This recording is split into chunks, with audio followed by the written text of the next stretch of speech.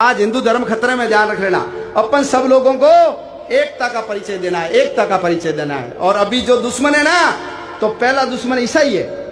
ये वनवासी क्षेत्रों में जाकर के चर्च के नाम से saint Paul Emmanuel mission school, ये जितना इनका स्टाफ है, ये सब गरीबों में जाकर धर्मांतरण का काम करते हैं। भारत के अंदर मदर टेरेसा ने हजारों लोगों को धर्मांतरित करके ईसाई बना दिया।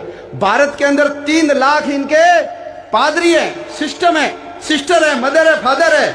ये घूम घूम करके धर्मांतरित करते हैं। पहला दुश्मन कौन है? ईसाइयत। दूसरा मुसलमान। 5 लाख मदरसे हैं इनके। कितने? 5 लाख। 3.5 लाख मस्जिदें हैं। इनका उद्देश्य है हंस के लिए पाकिस्तान, लड़के लेंगे हिंदुस्तान, दारुल अरब से दारुल इस्लाम में बदलना है। इसलिए गांव गांव में घूम घूम करके बच्चों को भड़काने का काम इनके मुल्ला मौलवी करते हैं। हर हिंदू के घर में हथियार पहुंचे, इसके लिए शस्त्र पूजन है। हर हिंदू के घर में हथियार होना चाहिए। खोजने से क्या नहीं मिलता। लोग कहते भाई साहब त्रिशूल से क्या होगा, पिस्तौल दिलाओ, तोप दिलाओ। लड़ाई झगड़े में पिस्तौल तोप कभी भी काम आती नहीं है। क्या काम आता है? घर में रखा हुआ बढ़िया लठ होता है ना, फावड़े का डंडा देखा है, गैती का डंडा देखा है। यदि उदयपुर के हर दुकान के अंदर होता है ना, तो कन्हैया की गर्दन नहीं कटती।